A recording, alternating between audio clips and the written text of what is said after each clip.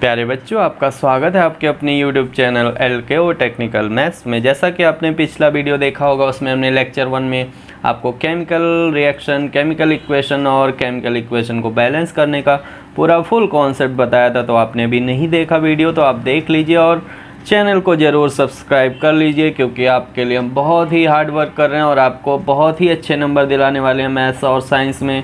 ये मेरी full guarantee है। तो आइए बिना किसी देरी के हम लोग आज का लेक्चर स्टार्ट करते हैं। इसमें हम आपको पूरा कॉन्सेप्ट बताने वाले हैं। क्या होते हैं टाइप्स ऑफ रिएक्शंस, को ऑक्सीडेशन क्या होता है, रिडक्शन क्या होता है, उस पर क्वेश्चन कैसे आते हैं, ये सब कुछ क्लियर हो जाने वाला आपका। तो आइए स्टार्ट कर लेते हैं हम लोग टाइप्स ऑफ केमिकल रिएक्शन। प्यारे बच्चों, आइए हम लोग फर्स्ट टाइप पढ़ लेते हैं, कॉम्बिनेशन रिएक्शन। कॉम्बिनेशन रिएक्शन में क्या होगा? The reaction in which 2 or more reactant combine to form a single product. क्या कह रहा है ये?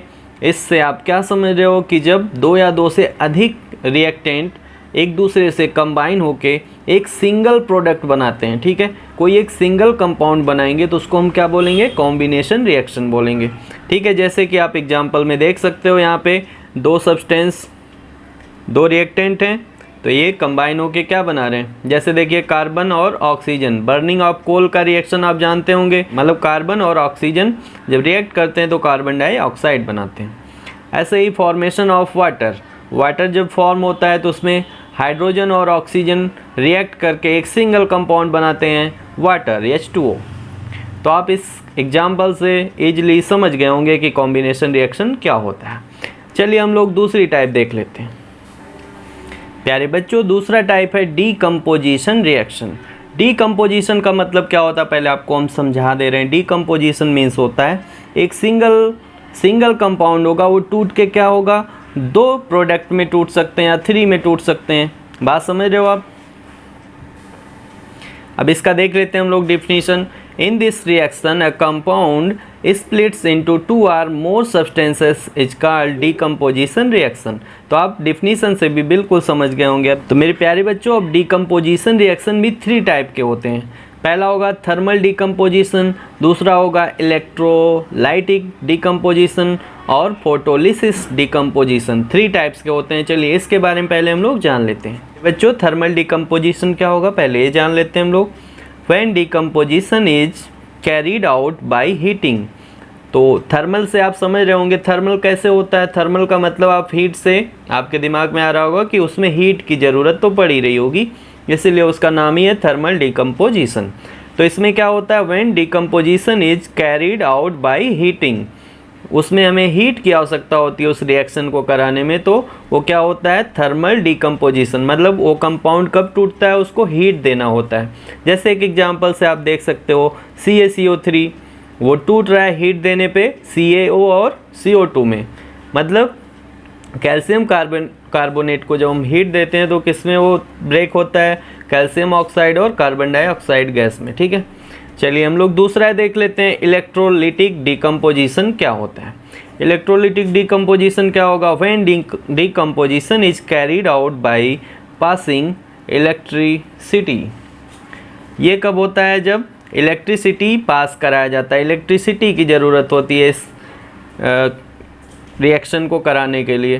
तो ये कंपाउंड कब टूटता है? जैसे वाटर है, वाटर को अब हमको तोड़ना है, डिकम्पोज करना है, तो क्या करेंगे? जैसे आप एग्जांपल देख लीजिए, वाटर को हम तोड़ रहे हैं तो कैसे तोड़ेंगे? इलेक्ट्रिक करंट की उपस्थिति में उसको तोड़ेंगे तो हाइड्रोजन और ऑक्सीजन में टूटेगा, ठीक है। ये समझ में आपको बिल्कुल आ गया होगा। चलिए तीसरा देख लेते हैं इसका। तो प्यारे बच्चों, तीसरा है फोटोलिसिस डीकम्पोजिशन। आप बिल्कुल वीडियो में बने रहिए, आपको पूरा समझ में आएगा, गारंटी है मेरी। तो तीसरा हम लोग देखते हैं, इसका क्या होगा definition. When decomposition is carried out in presence of sunlight. ये कब टूटता है बच्चों? जब सनलाइट की उपस्थिति होती है, तभी ये 2 पार्ट में या 3 पार्ट में जो भी ये डिकम्पोज होगा तो किसकी उपस्थिति में होगा? सनलाइट के। तो आपको समझ में बिल्कुल आ गया हो। चलिए एक एग्जांपल ले लेते हैं। जैसे आप देख रहे हो AgCl है, AgCl को हम लोग क्या बोलते हैं? सनलाइट की उपस्थिति में क्या होता है, किसमें ब्रेक होता है? Ag plus Cl2। तो Ag और प्लस Cl2 में ये ब्रेक हो जाता है, डीकम्पोजिशन इसका हो जाता है। तो हम इसमें एक पॉइंट और लिख सकते हैं, above reaction is use in black and white photography. ये रिएक्शन किस में होता है?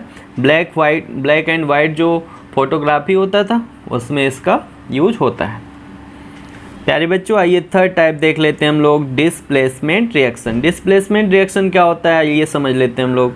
The reaction in which more reactive element displace less reactive element from its solution.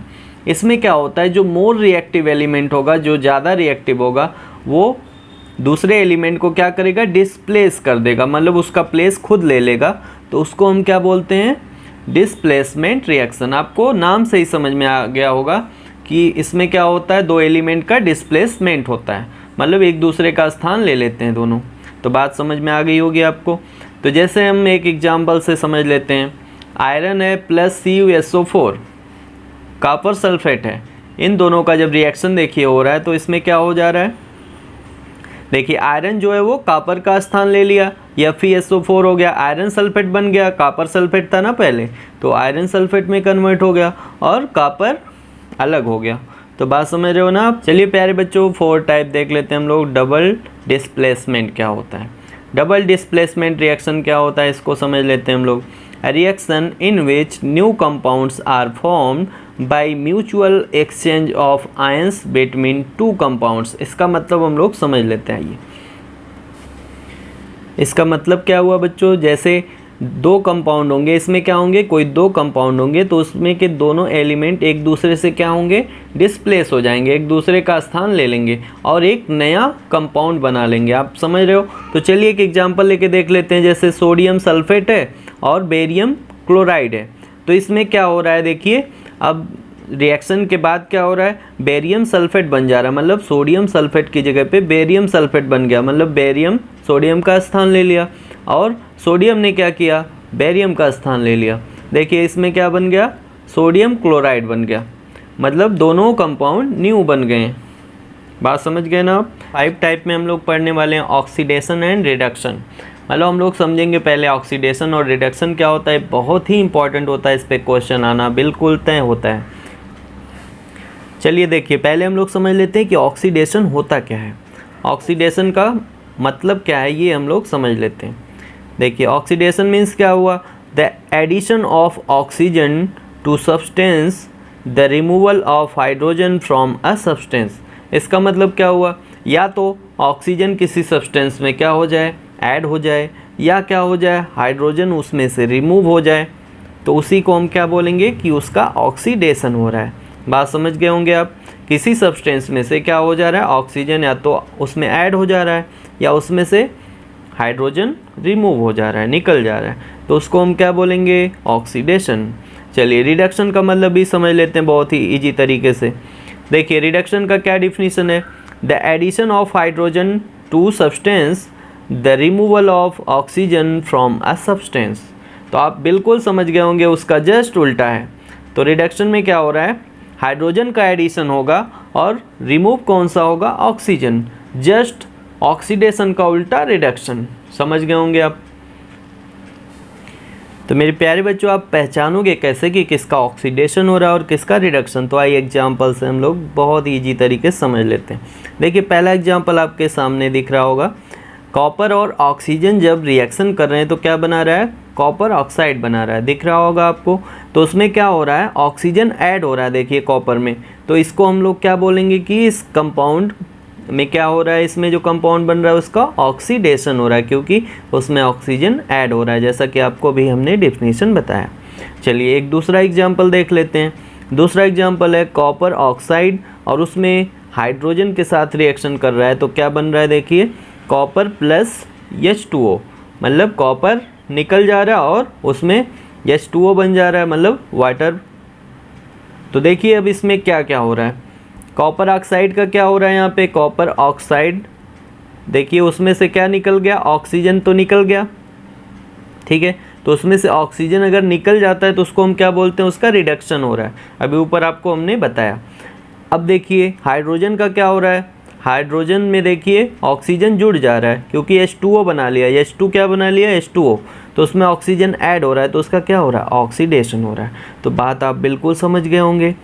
तो बिल्कुल आपको प्रॉब्लम नहीं होने वाली, ऐसे ही हम आपको समझाते रहेंगे। चलिए आगे देखते हैं अब क्या होता है। तो प्यारे बच्चों, दूसरे इक्वेशन में क्या हो रहा है, रिडक्शन और ऑक्सीडेशन दोनों हो रहा है। तो जिस रिएक्शन में रिडक्शन और ऑक्सीडेशन दोनों होता है उस वाले इक्वेशन को हम लोग क्या नाम देते हैं, रिडॉक्स रिएक्शन, उसी को बोलते हैं। तो आप ये बिल्कुल ध्यान देना, इस पे क्वेश्चन जरूर आते हैं। तो प्यारे बच्चों, आपका टाइप्स ऑफ रिएक्शन बिल्कुल कंप्लीट हो गया, आपको समझ में भी आ गया होगा। चलिए हम थोड़ा सा और देख लेते हैं, बस थोड़ा सा effect of oxidation in daily life.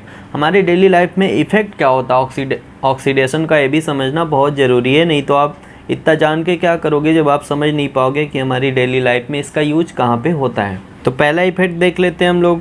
पहला इफेक्ट होगा कोरोजन। कोरोजन क्या होता है ये समझ लेते हैं हम लोग। When a metal is expose to substance such as moisture, air, water, acid etcetera for some time.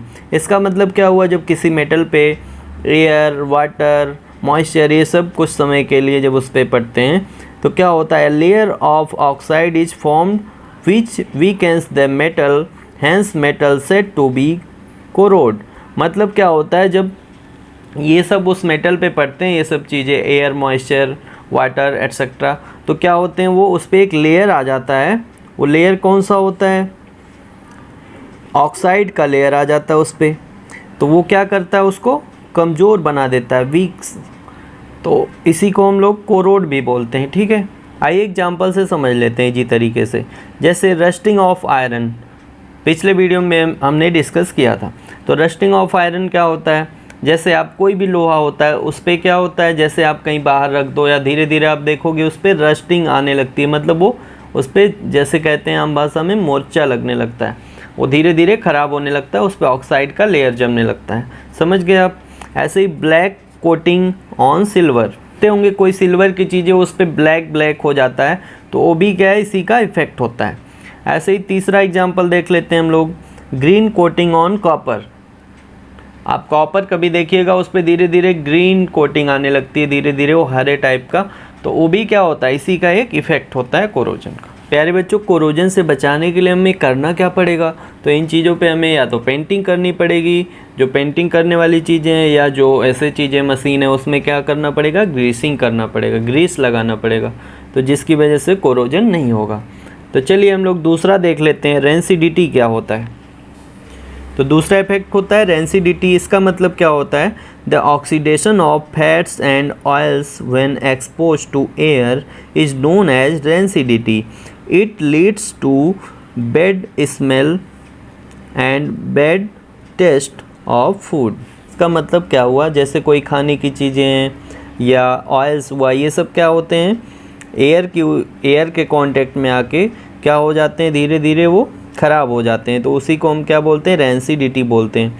जैसे आपने अभी हमने बताया, it leads to bad smell and bad taste of food. तो इससे क्या होता है कि वो स्मेल करने, कभी आप देखते होंगे ऑयल भी अजीब तरह का स्मेल करने लगता है, तो मतलब वो क्या हो गया, रेंसिडिटी उसकी ख़राब हो गई वो।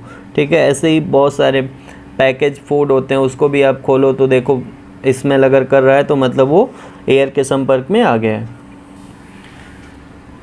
तो कैसे उसको हम बचा सकते हैं रेंसिडिटी से, तो आप देखते होंगे जितने भी फूड पैकेट्स, पैकिंग वाले पैकेट्स आते हैं उसमें क्या नाइट्रोजन गैस भरा होता है, जिसकी वजह से वो ख़राब नहीं होता। उसमें से ऑक्सीजन रिमूव करके उसमें क्या भरा जाता है, नाइट्रोजन गैस। तो इस पे भी क्वेश्चन बनते हैं और आपसे पूछा जा सकता है कि जो फूड पैकेज, जो भी पैकिंग के सामान आते हैं उसमें कौन से गैस भरे जाते हैं, तो आप बिल्कुल बता सकते हो नाइट्रोजन गैस।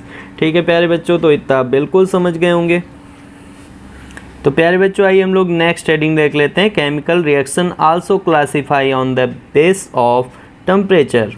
मतलब हम लोग टेम्परेचर के बेस पे भी इसको क्लासीफाई करेंगे केमिकल रिएक्शन को। अब ये दो टाइप से हम लोग क्लासीफाई करेंगे, एक होता है एक्सोथर्मिक रिएक्शन, एक होता है एंडोथर्मिक रिएक्शन। चलिए हम लोग पहले पढ़ लेते हैं कि एक्सोथर्मिक रिएक्शन होता क्या है। तो इसमें क्या होता है प्यारे बच्चों, reaction in which heat is release along with formation of product called exothermic reaction. मतलब इसमें क्या होता है, इस रिएक्शन में जो हीट होता है वो क्या होता है, रिलीज होता है, मतलब निकलता है, तो उसको हम लोग क्या बोलते हैं, एक्सोथर्मिक रिएक्शन। जैसे आप एग्जांपल से देख सकते हो, बर्निंग ऑफ नेचर गैस, जो नेचुरल गैस होता है वो जब जलता है, जैसे मेथेन होता है CH4, या ऑक्सीजन की उपस्थिति में जब इसको हम लोग क्या करते हैं, जलाते हैं, तो क्या निकलता है इसमें से, कार्बन डाइऑक्साइड गैस निकलता है और वाटर भी निकलता है और क्या, हीट भी प्रोड्यूस होता है इसमें से। समझ गए ना आप? तो एग्जाम्पल बिल्कुल आप समझ गए होंगे।